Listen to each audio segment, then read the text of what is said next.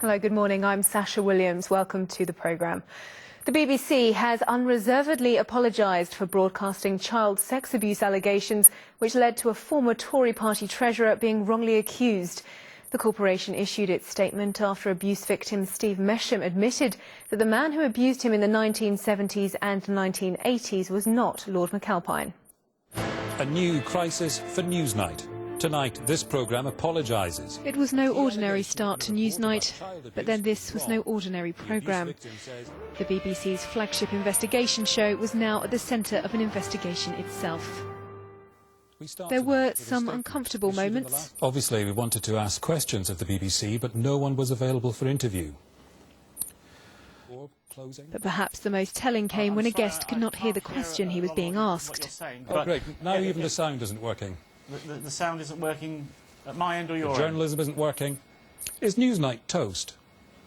It's the question some have been asking ever since last week, when this edition of the programme claimed a leading politician of the Thatcher years was involved in child sex abuse in North Wales. Since that broadcast, names started to appear on internet sites. Lord Alistair McAlpine was widely reported online as the senior politician involved. He was treasurer of the Conservative Party when Margaret Thatcher was Prime Minister. But he was wrongly identified, and yesterday he issued a statement saying the claims are wholly false and defamatory. "I have never been to the children's home in Wrexham," Lord McAlpine said, "nor have I ever visited any children's home, reform school or any other institution of a similar nature. I have never stayed in a hotel in or near Wrexham. I did not own a Rolls-Royce, have never had a gold card or Harrods card, and never wear aftershave, all of which have been alleged."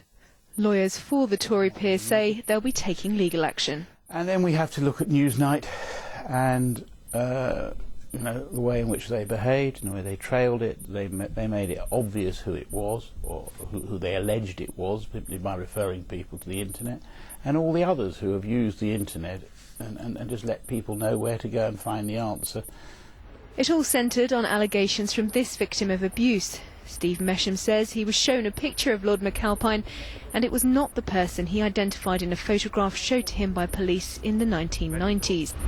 Need some answers. Mr Mesham offered sincere and humble apologies to Lord McAlpine. 3 minutes last night. When Lord McAlpine's name, along with other politicians, became widely available on the internet, the ITV presenter Philip Schofield presented them to the Prime Minister. It was a widely criticised move, and this morning issued an apology. Philip has apologised, saying if any viewer was able to identify anyone listed, I'd like to apologise, and stress that was never my intention. Later, the Prime Minister referred to the ITV programme when asked about the statement from Lord McAlpine. That we do have to be very careful before casting aspersions against individuals or bandying people's names around, as was being done yesterday, without proper evidence. There are clearly lessons for all media outlets, but the BBC programme, which was criticised for not running a story about Jimmy Savile and child abuse, is now being criticised for running a story about child abuse.